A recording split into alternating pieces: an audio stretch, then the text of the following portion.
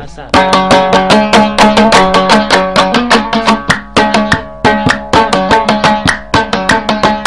خانه برآمدی و سر تا صدقه، آی پیچیده کتاب در بغل تا صدقه، آی مششته بودم تو خوش غزل میخواندی، آی هان گردی لبان پر غزل تا صدقه.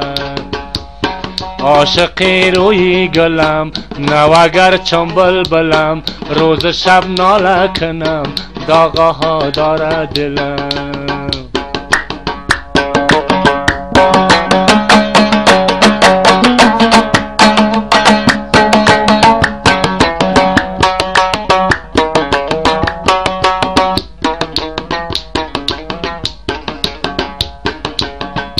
دشت که جرم بی که رگستان است، آی بچی بیچاره غزل خان است، آی از تا جان میگه که عاشقی آسان است، آی آسانش خدا که درد بی درمان است.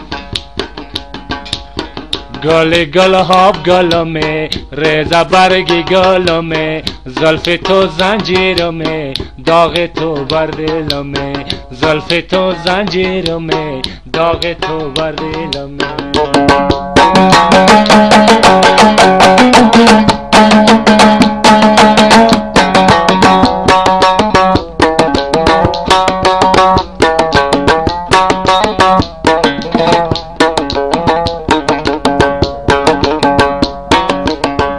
یارک سبزینه مرا یار بگیر، آی سوغاتی مرا از سر دیوار بگیر، آی سوغاتی منی خسته اگر که باشد، جان تا آمدنم خودت بیدار بگیر. ای پسر جانی منی نور چشمانی منی، گوش کن حرفی مرا تو قدردانی منی، گوش کن حرفی مرا تو قدردانی منی.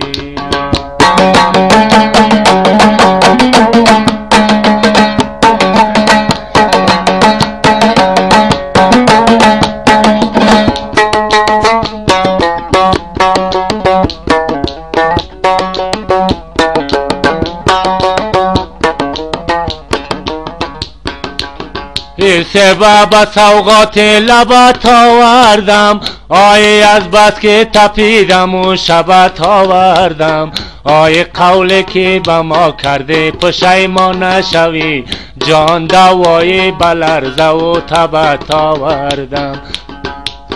گل هاب گلمه ریزه برگی گلمه، زلف تو زنجیرمه داغ تو در دلمه.